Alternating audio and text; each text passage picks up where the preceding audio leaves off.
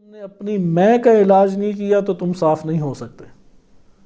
جتنے طریقے صفائی کے اختیار کرتے جاؤ، تم عطر لگا لو، خوشبوئیں لگا لو، آب زمزم سے نہا لو، جو مرضی کر لو، میں تمہاری اندر سے نہیں جاتی تو پھر تم پاک نہیں ہو سکتے۔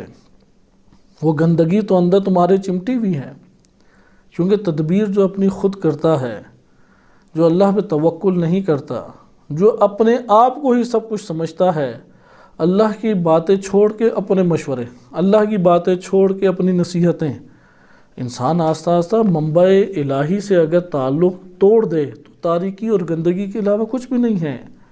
ایسے معاشرے بھی تاریک اور گندگی ہیں، اس لیے اللہ تعالیٰ کے عذاب میں جہاں قہاریت ہے وہاں پہ رحمت کا عنصر بھی ہے۔